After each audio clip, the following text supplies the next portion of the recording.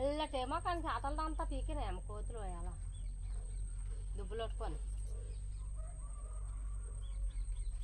వాళ్ళ మీరు వస్తున్నారు కాదు కానీ తెగ దొరికేసి చెట్ల మీద దాటేసి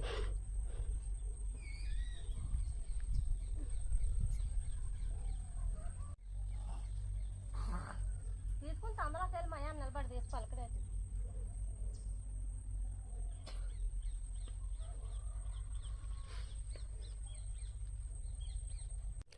హాయ్ అండి, వెల్కమ్ టు మినీ బ్లాగ్.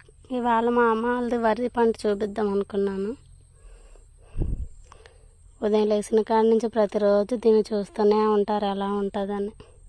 కోసేంతవరకు వాళ్ళకి టెన్షనే. మనం వేస్ట్గా అన్నాను వండుతాం, పడేస్తాం. ఈ పంటలకి పెట్టుబడులు ఎట్టలేక కొంతమంది చూడండి ఎలా సర్వే తోటలు వేసేసుకున్నారు.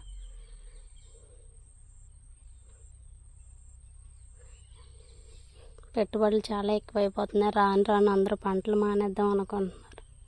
మీరేమో రైస్ని వేస్ట్గా వాడుతున్నారు. ఎవరు వేస్ట్ చేయకండి. మా అమ్మ వాళ్ళు కూడా నెక్స్ట్ ఇయర్ సర్వే తోట వేసుకుంటారు. ఇంక పెట్టుబడులు ఎట్టలేకపోతున్నారు. ఇప్పటికే చాలా దాటిపోయింది. ఇంక పెట్టుబడులు ఎట్లేమో సర్వే వేసుకోవాలని అంటున్నారు. ఓకేనా? అందరూ జాగ్రత్తగా రైస్ని వాడండి.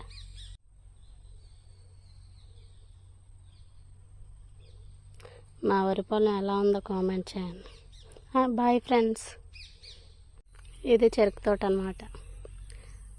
చెరుకు వరి మానేసి చెరుకు వేసుకుందామంటే చూడండి కోతులు ఇవన్నీ తినేస్తున్నాయి. కోతులు పందులు ఇంకేం ఉంచట్లేదు, మొత్తం తినేసాయి. ఇంక చెరుకు కూడా రాను రాను వేసుకోవట్లేదు, మానేశారు అందరూ. రేటు కూడా తక్కువగా ఉంటుందని చెరుకు కూడా మానేస్తున్నారు. ఇదన్నమాట పరిస్థితులు. రాను రాను ఇంకేం దొరకవు పంటలు.